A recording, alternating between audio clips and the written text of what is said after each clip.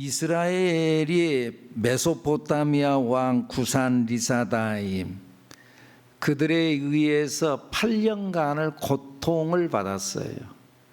이스라엘 백성들의 특징은 그래도 어려움을 당하면은 하나님을 불러요. 그것이 참 다행스러운 일이에요. 그래서 하나님을 부르자 하나님이 보낸 사사 온니엘을 통하여서 그 모든 문제를 해결하고 40년간 태평성대를 누려요. 그리고 오늘 본문 3장 12절의 말씀을 봤는데 11절 말씀에 보면은 온니엘이 죽었더라 이렇게 말씀이 나와요. 11절 읽어볼까요? 시작. 그 땅이 평온한 지 40년에 그나스의 아들 온니엘이 죽었더라. 이스라엘의 사사 온니엘을 통하여서 이 백성들을 구원시키고 일어나게 했고 40년간을 평온했는데 근데 그 온니엘이 죽었어요. 근데 죽자 어떻게 됐어요? 12절 읽어보죠. 시작. 이스라엘 자손이 또 여호와의 목전에 악을 행하니라. 12절에 뭐라고요? 이스라엘 자손이 또 여호와의 목전에 악을 행함으로. 여기에서 우리가 주의 깊게 보아야 할 단어가 또라는 단어예요. 또. 이 또라는 단어가 사사기서 내내 자꾸 반복되어져요. 곳곳에 나타나 있습니다만 몇 군데만 찾아본다면 우리가 지금 3장을 봤는데 4장 또 넘어가자마자 4장 1절 시작. 에훗이 죽으니 이스라엘 자손이 또 여호와의 목전에 악을 해. 또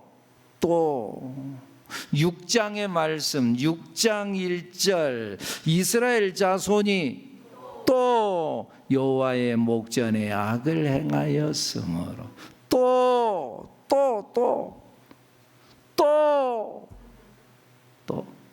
10장의 말씀 한번 봐봐요. 10장 6절 말씀 이스라엘 자손이 다시 여호와의 목전에 악을 행하여. 같은 말이에요. 다 같은 단어로 쓰여져요. 히브리어 보면은요. 여러분 혹시 이걸 보면서 이런 나쁜 놈들 세상에 이럴 수 있나 혹시 그렇게 생각하나요? 사실은 이게 우리 이야기요. 여러분 이야기요. 여러분 이야기. 우리가 그러잖아요. 다시는 그렇게 안 살겠습니다. 그러니까 또 그렇게 살잖아. 또 이제는 내가 하나님 앞에 죄짓지 않겠습니다. 또 죄짓잖아. 또 하나님을 배반하잖아. 또 이제 내가 기도하겠습니다. 아직도 기도 안 하잖아. 말씀대로 살겠습니다. 아직도 순종 안 하잖아. 그래요. 이 사사기서는 우리들의 이야기예요. 그리고 우리들 내면 세계를 여지없이 폭로하고 있어요. 이 모습이 나는 그러지 않아. 그래요. 그 속에 우리의 모습이 그대로 들어져 있어요. 심지어는 여기 나타나진 그 에글론 왕의 비둔했더라. 그 비둔함도 우리 속에 있어요. 비둔함도. 그들의 실수의 모습, 못된 것들이 우리 속에 다 있어요. 그러니까 사사기서를 읽으면서 하여간 이게 내 이야기구나. 그러면서 읽으세요. 그러면 하나님의 은혜가 올 줄로 믿습니다. 그런데 여기서 우리가 깊이 묵상할 부분은 이들의 사사기서의 이 흐름이 죄악의 사이클, 이들이 죄를 지어서 또 죄를 지었어요. 하나님 앞에 부르짖어요. 하나님께서 그들의 기도를 들으시고 응답해요. 그래서 회복을 줘요. 평안해요. 그러니까 또 하나님 앞에 또 죄를 지어요. 그 하나님께서 징벌을 내려요. 또 부르짖어요. 하나님께서 응답해 줘요. 다시 회복시켜 줘요. 이러한 죄악의 사이클, 이것만 보면은 안 돼요. 아, 사람들의 죄가 이렇게 돌아가고 있구나, 이것만 보면 안 돼요. 자, 봐보세요. 온니엘이 있을 때 아까 11절 말씀에 40년간 평온했더라. 평온했어요. 그런데 온니엘이 있을 때, 이때에 온니엘이 죽으니까 12절에 이스라엘 자손이 또 여호와의 목전에 악을 행하니라. 그러면 온니엘이 있을 때, 평온할 때의 40년 동안은 죄를 안 지었을까요? 어땠을 것 같아요? 그러니까 온니엘이 딱 죽자마자 이때부터 죄 시작하고 죄 땅 하고 그러기 시작했을까요? 그때는 죄를 하나도 안 지었을까요? 무죄했을까요? 그러지 않았어요. 이스라엘의 본질은 항상 그대로였어요. 그런데 온니엘이 있을 때 평온했어요. 옛날 성경에 보면은 이 평온이라는 단어를 태평한 지 40년이었더라 이렇게 말해요. 태평했어요. 우리가 태평성대를 누린다 그러잖아요.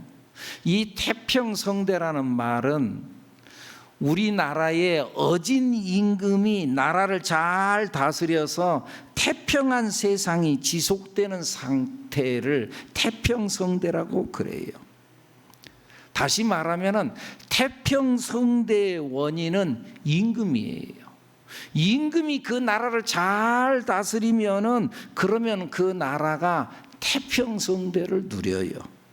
그러니까 임금이 잘하면은 나라가 평온하고, 임금이 폭군이면은 백성이 괴로워요. 이것이 대표의 원리예요. 대표의 원리. 이 평온은 백성들 상태나 자질에 상관이 없어요. 임금에 의해서 백성들의 운명이 좌우되어지는 거예요. 얼마 전에 우리 일본 도쿄에서 올림픽을 했죠. 올림픽 경기에 나가가지고 우리 대한민국 선수가 금메달을 땄다. 양궁에서 금메달을 땄다. 그냥 거기에서 싹 다 휩쓸었다. 5개 메달이 달려 있는데 그 중에서 4개를 우리가 다 휩쓸어 버렸다. 그러면서 야, 그들이 메달을 따면 그들에게만의 영광이 아니라 우리의 영광이고 우리의 기쁨이고, 맞지요? 우리는 활 한 번 쏴보지 않았어요. 활 한 번 쏴보지도 않았는데, 그런데 그 선수가 나가서 승리한 것이 내가 승리한 것이고, 그가 기쁜 것이 우리가 기쁜 것이고, 정말 그에게 주어진 모든 영광이 우리의 영광이고 우리의 기쁨이 되는 거다 그 말. 이게 대표의 원리다 그 말이죠. 하나님 나라에서도 마찬가지예요. 하나님이라는 임금이 티끌 같은 우리에게 하나님의 것을 부어주셨어요. 그래서 성경이 뭐라 그래요? 도둑이 오는 것은 도둑질하고 죽이고 멸망시키려는 것뿐이요, 내가 온 것은 양으로 생명을 얻게 하고 더 풍성히 얻게 하려 함이라. 양으로 생명을 얻게 하고 생명을 주고 더 풍성한 삶을 누리게 하려고 하는 것. 그러니까 예수님이 오시자 우리에게 생명이 주어지고 풍성함이 주어졌어요. 내가 열심히 노력해가지고 내가 활을 쏴가지고 금메달을 딴 거 아니고, 선수가 가서 금메달을 딴 것이 곧 내가 딴 것이고, 예수님께서 오신 것이 내게 생명이 주어지고 풍성함이 주어진 줄로 믿습니다. 예수님이 십자가에 못 박혀 돌아가신 사건이 그 문제, 그것이 바로 내 죄의 문제를 해결하신 것이다 그 말이에요. 예수님이 이기신 것이고 내가 이긴 것인 줄로 믿습니다. 이것을 너희에게 이르는 것은 너희로 내 안에서 평안을 누리게 하려 함이라. 예수님이 내 안에 들어오면은 내가 평안을 누리는 거예요. 세상에서는 너희가 환난을 당하나 담대해라, 내가 세상을 이기었노라. 예수님이 이기신 것이고 내가 이긴 것인 줄로 믿습니다. 지금 그 말씀이에요. 바로 이 온니엘, 예수님과 같은 대표자 온니엘이 죽자 바로 태평성대가 깨졌어요. 그리고 이들이 패역의 삶을 살아가게 되어지는 거예요. 그러니까 우리가 사사기서를 읽으며 죄악의 사이클을 우리가 벗어나자, 우리가 힘쓰자, 우리가 노력하자, 한번 죄 지었던 거 다시는 우리가 죄 짓지 말아야지, 자꾸 우리가 다짐하는 것이 아니고 여기에서 복음을 찾아야 돼요. 예수님을 찾아야 돼요. 무슨 말이에요? 사사가 있을 때 평온했어요. 예수님이 내 안에 계시면 평온한 거예요. 제자들이 배를 타고 가는데 큰 풍랑이 왔어요. 그런데 그 풍랑에 물 위를 걸어서 예수님이 오셨어요. 유령이다, 내니 두려워하지 말아라. 주님이십니까? 주님이시면 나로 오라 하소서. 베드로가 소리를 치니까 예수님께서 오라. 베드로가 배에서 내려요. 참 믿음이 대단하잖아요. 어떠세요? 여러분들은 배에서 내릴 수 있겠어요? 배에서 내릴 수 있겠어요? 배에서 배를 버리고 나를 지금까지 보호해주고 내 생명을 지켜줬던 배에서 오라 한다고 거기서 내릴 수 있겠어요? 통장에서 내릴 수 있겠어요? 여러분, 이 쉬운 일이 아니에요. 그런데 배에서 내려요. 그리고 예수님 앞에 가요. 물론 중간에 의심하다가 물속에 빠지기도 하지만, 자, 그런데 그 예수님이 베드로의 손을 잡고 건져내 주시고 그리고는 배에 올라탔어요. 그러자 바다가 잔잔해졌어요. 내 인생의 배에 예수님이 들어오시면 잔잔해지는 거예요. 예수님이 들어오시면, 내 인생에 예수님이 오시면 우리는 천국 백성이 되는 거예요. 내가 뭔가 힘써서 되는 것이 아니라. 그런데 온니엘이 떠나니까 바로 죄악의 구렁텅이로 떨어졌어요. 우리도 마찬가지예요. 예수님이 나를 떠나면은, 내가 예수님 곁에서 떠나면은 우리는 그 즉시 아무것도 아니에요. 우리의 삶 속에서 예수님을 붙들어야 돼요. 다른 게 아니에요. 내가 예수를 믿는 것, 신앙생활 하는 것, 뭔가 우리가 봉사하고 뭔가 공로를 내세우고, 그게 아니에요. 우리가 자녀된 것은 은혜로 된 거예요. 여러분, 자식이 부모에게서 태어난 것이 자기 공로로 태어났어요. 자기가 힘써서 태어났어요. 여러분들은 어떻게 태어나셨어요? 내가 힘써서, 내가 태어나야지, 내가 막 힘써가지고 태어났나요? 힘쓰지 않았어요. 그냥 태어났어요. 내가 태어나야지 태어난 사람이 손 들어보세요. 아니에요. 은혜로 태어났어요. 우리가 하나님의 자녀가 된 것도 마찬가지예요. 내가 힘써서 자녀가 됐어요. 아니에요. 그냥 은혜로 됐어요. 은혜로 된 줄로 믿습니다. 할렐루야. 내가 신앙생활은 내가 힘써서 하는 게 아니고 주님의 은혜를 구하는 거예요. 주님이 내 안에 들어오면 되는 거예요. 주님이 내 안에. 여기 사사 온니엘이 살아있을 동안에 죄를 짓고 문제도 많았겠지만 그러나 평온했어요. 내 인생을 살아가는데 주님이 계시면 내 인생을 평온으로, 태평으로 주께서 나를 인도하여 주시는 줄로 믿습니다. 그런데 이 온니엘이 죽자 이들이 또 여호와의 목전에서 악을 행하고 그 일로 인하여서 하나님께서는 모압 왕 에굴론 왕 밑에 이들을 내던져 버렸어요. 그래서 18년 동안을 고통을 받았어요. 14절 말씀 시작. 이에 이스라엘 자손이 모압 왕 에굴론을 18배 동안 섬기니라. 18배 동안 18년 동안을 고통받았어요. 그래서 어떻게 했어요? 하나님을 불렀어요.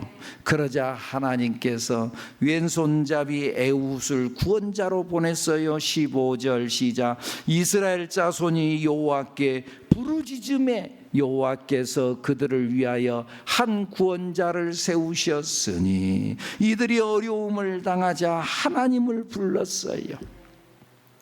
이 이스라엘 백성들에게 있어서의 가능성은 다른 것이 아니고 하나님을 부르는 거예요. 어려움이 있기만 하면 하나님을 불러요. 우리 자녀들에게 있어서의 가능성은 뭐냐? 소리만 치면 되는 거예요. 엄마!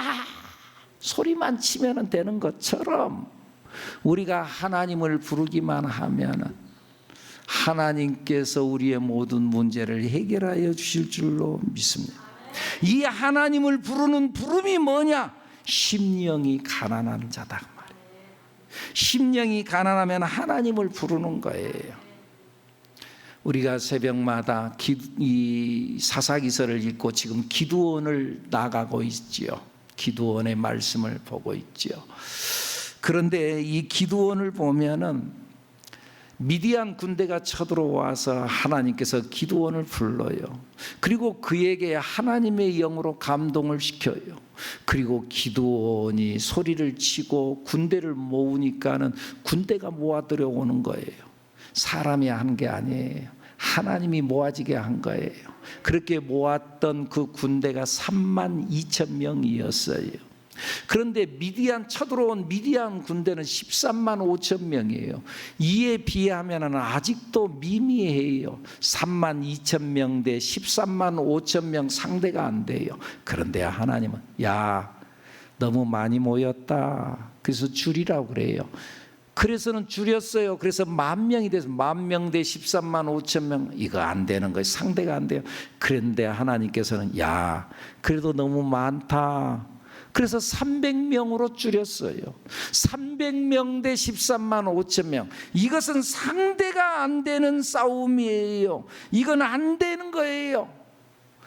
안 되니까 하나님을 부를 수밖에 없어요.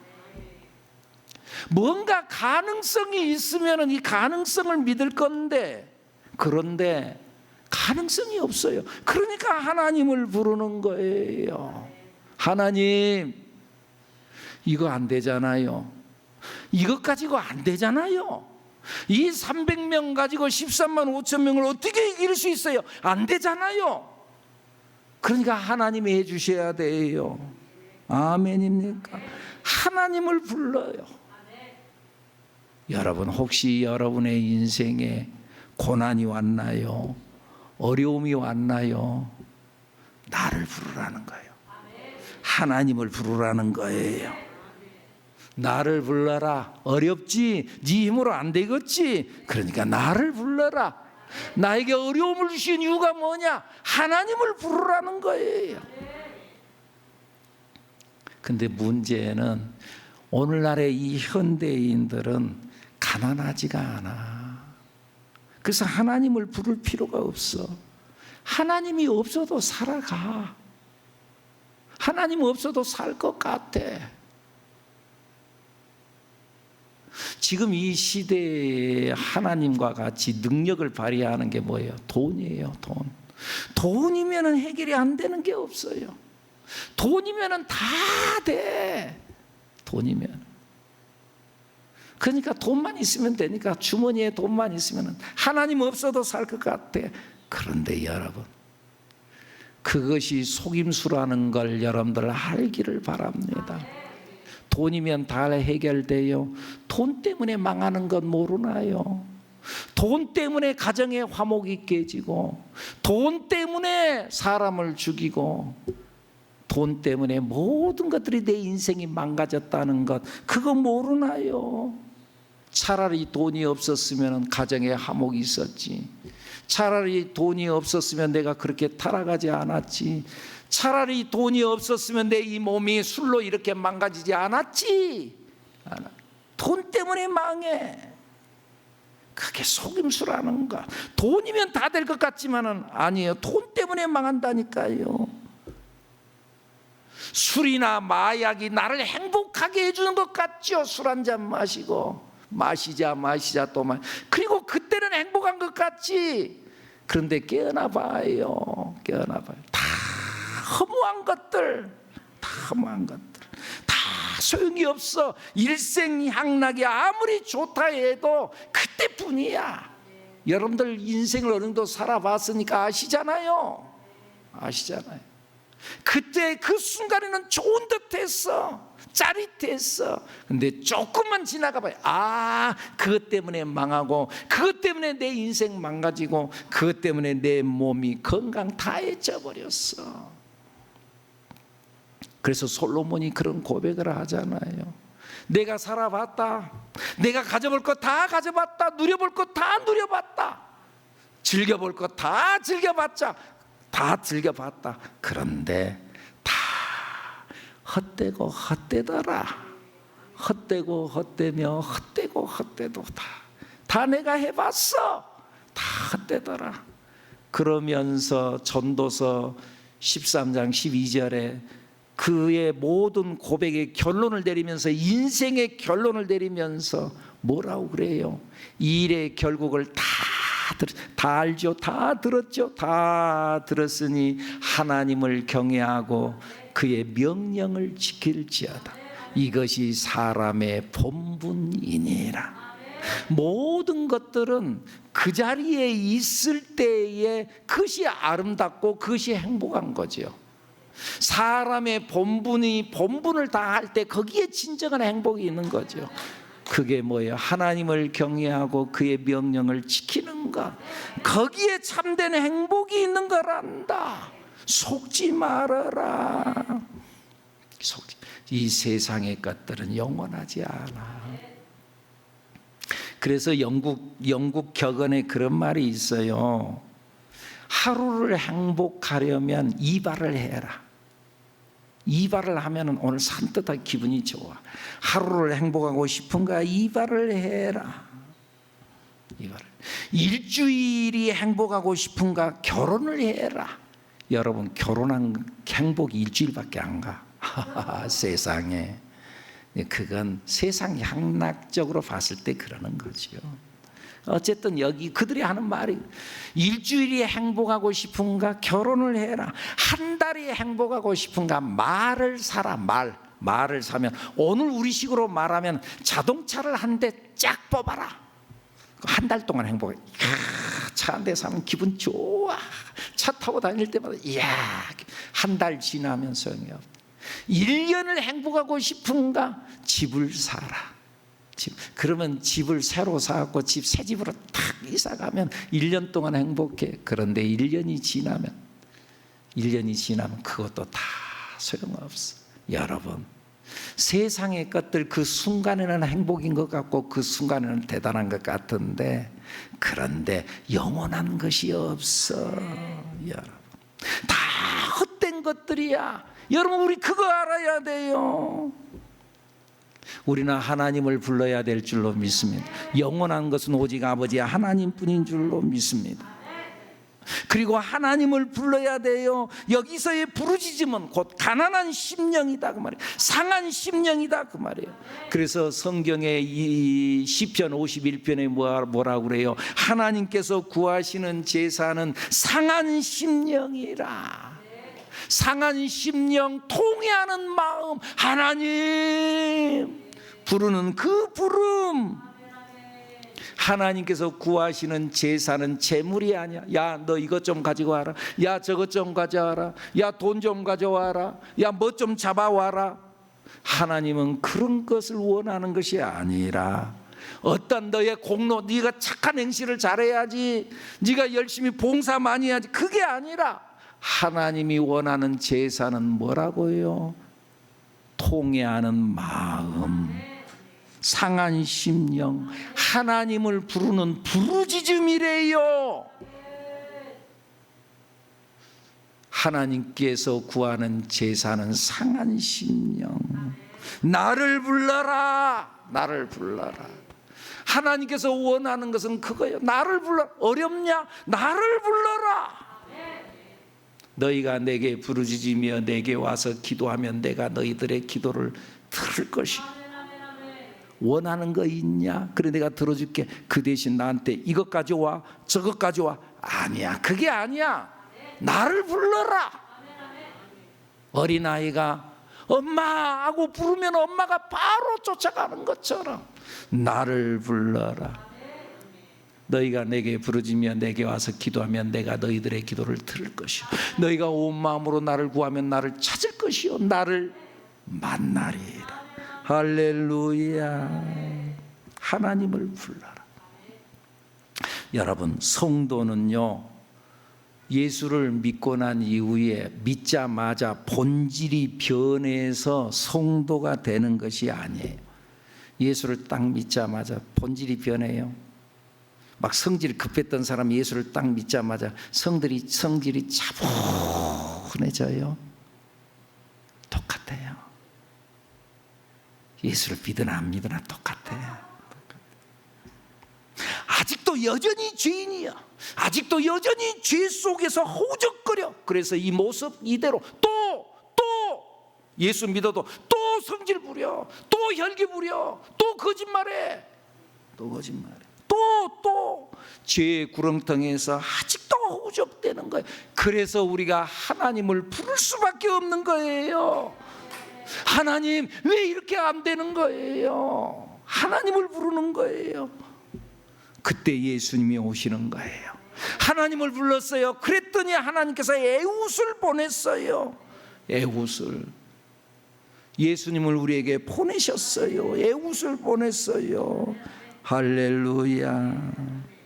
그런데 오늘 성경에 보니까 하나님께서 에훗을 보냈는데 능력자, 어떤 큰 힘이 있는 사람, 그 사람을 보내는 게 아니라 오늘 성경에 보니까 그는 왼손잡이였어요. 15절 말씀 다시 한번 읽어볼까요? 시작. 이스라엘 자손이 여호와께 부르짖음에 여호와께서 그들을 위하여 한 구원자를 세우셨으니 그는 곧 베냐민 사람 게라의 아들 왼손잡이 에훗이라.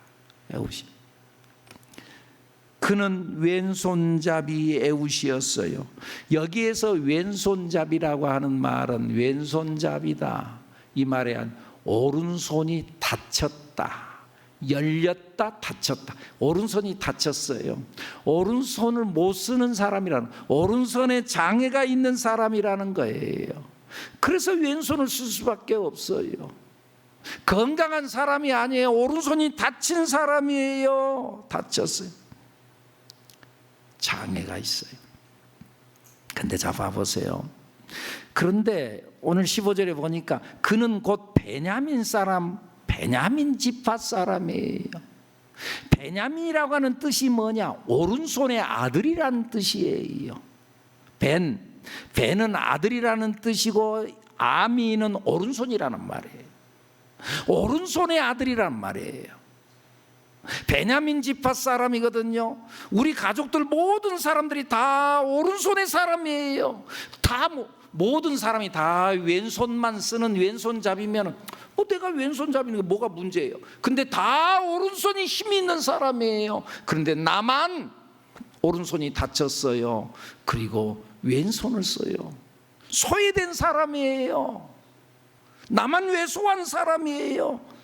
그러니까요, 하나님께서는요, 강한 사람, 오른손의 사람, 여러분 여기에서 오른손에, 그럼 왼손잡이는 꼭 나쁘다는 거예요? 오른손이, 여러분 그것이 아니고, 그거 아니라는 거 알지요?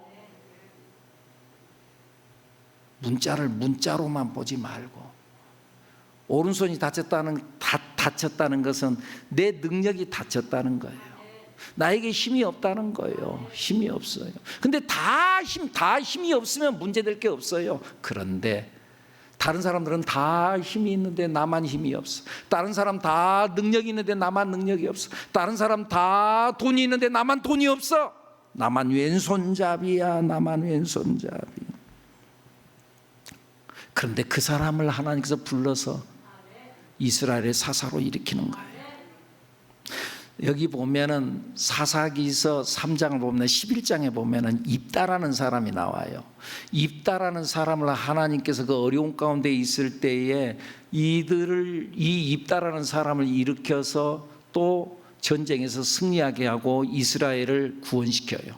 근데 이 입다라는 사람은 어떤 사람이냐? 길르앗의 아들인데 길르앗의 본처의 아들이 아니고 자기가 불륜으로 해서 낳은 아들이야. 그러므로 인해서 원래 본 자녀들이, 본 아들들이 이 입다를 아주 무시하고 멸시했어요. 멸시하다가 나중에 집에서 쫓아내버렸어요. 그리고 들판에서 살았어요. 들판에서. 입다. 그런데 들판에서 살던 입다를 하나님께서 일으켜 세웠어요. 자기 가족들에게 소외당했던 사람 입다를 하나님께 일으켜 세웠어요. 그러니까 하나님은요, 뭔가 힘 있는 사람, 뛰어난 사람을 쓰기보다는 부족한 사람, 기대가 되지 않은 사람, 왼손잡이 사람. 이 에훗이 왼손잡이였기 때문에 19절에 나타나는 말씀에 보면은 거기에 이 에훗이 나중에 왕 앞에 들어가서 왕 앞에 왕이여 내가 긴밀하게 드릴 말씀이 있습니다. 그러니까는 왕이 의심하지 아니하고 다른 사람 자기를 지켜줄 다른 모든 호위병들 다 물리칩니다. 그 중에 하나가 뭐예요? 그 중에 한 마음이 지가 나를 해봤자 오른손이 다쳐가지고 있는데 지가 나를 공격해봤자 뭐 얼마나 하겠냐.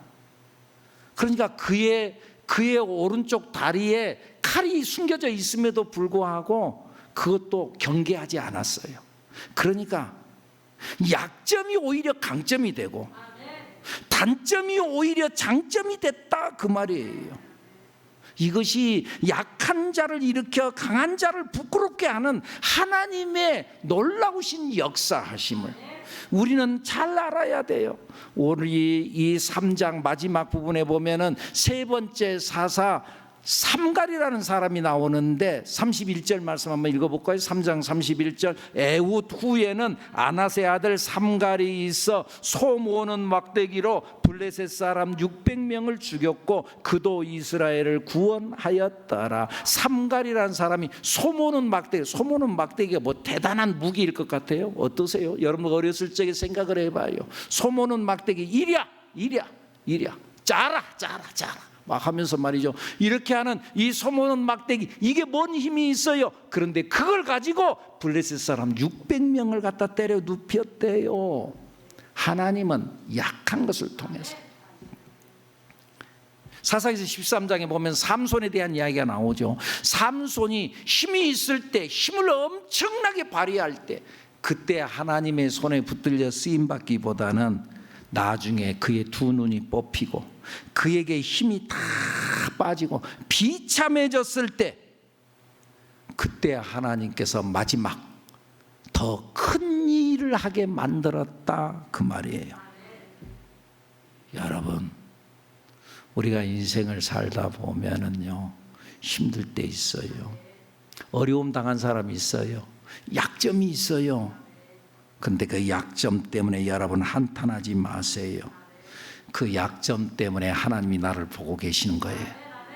그리고 그 약점 때문에 우리가 하나님을 부르는 거예요. 약점 때문에 하나님을 불러요. 그것이 바로 약할 때 곧 강함 되시는 하나님이라는 거예요. 생각해 보세요.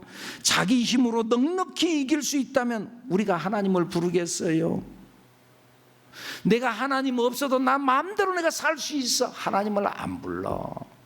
그런데요, 약하기 때문에 내 힘으로 안 되니까. 그러니까 하나님을 부르는 거예요. 이것이 약한 자에게 오는 축복이에요. 내가 약하기 때문에 하나님이 나와 함께 하시는 거예요. 그리고 하나님이 하시면 내가 하는 것보다 더 강한 것이 되는 거예요. 내가 힘쓰는 것보다 하나님이 힘쓰는 게 훨씬 낫잖아요. 내가 좁쌀이 말이죠, 좁쌀이 막 열심히 해가지고 100바퀴 돌아봤자, 아니 1000바퀴 돌아봤자 호박 한 바퀴만 딱 돌아보면 끝나버리는 거예요. 호박 한 바퀴 돌기를 축복합니다. 저기 카네기라고 하는 그 미국의 철강왕 카네기라는 사람의 어린 시절의 일화가 있어요. 어린 시절에 엄마가 시장을 하는데 엄마 손을 잡고 딸랑딸랑하고 엄마 따라갔어요. 엄마 시장 보는데 과일전에 가가지고 거기서 엄마가 뭘 사는데 말이죠, 자기가 옆에서 보니 자기가 먹고 싶은 게 있어. 그 먹고 싶은 건 체리가 있어. 체리 빨갛게 익은 이 젓갈새우 생긴 빨갛게 익은 체리가 있는데 그 체리를 먹고 싶어서 말이죠. 그러게 내가 춤을 꼴딱꼴딱 삼키니까 거기서 이 과일전에 그 할아버지가, 주인이 할아버지, 먹고 싶냐? 고개만 한 점 집어, 한 점 집어. 그런데는 이 아이가 말이죠, 그 할아버지 얼굴만 쳐다보고요, 쳐다보고 안 집는 거예요. 엄마가 옆에서 있다가 할아버지가 허락했으니 한 점 집어라, 괜찮아. 그래도 안 집어. 할아버지가 딱 집어가지고는 그래갖고 딱 지금 할아버지 주먹으로 지우니까는 딱 두 손으로 안 받으니까 옷으로요 이렇게 딱 받았어요. 엄마가 나중에 이 아이를 데리고 가면서 너 왜, 이 아이가 이제 할아버지 고맙습니다. 너 왜 아까 할아버지가 그 먹으라고 한 점 집어라는데 왜 안 집었니? 그러니까는 이 아이가 하는 말이, 할아버지 손이 더 크잖아. 할아버지 손이 내 손보다 더 크잖아. 사랑하는 여러분, 하나님의 손으로 해야지 자기 손으로 하려고 하면 안 돼. 삽질 열심히 해봤자 포크레인 한번 팍 떠버리면 끝나버리는 거예요. 여러분, 왼손잡이에 절망하지 마시고 하나님을 부르는 여러분들이 되기를 축복합니다. 그러면 호박 한 바퀴 돌 거예요. 포크레인 한번 떠버릴 거예요. 하나님을 부르시기를 축복합니다. 축복합니다. 기도합니다.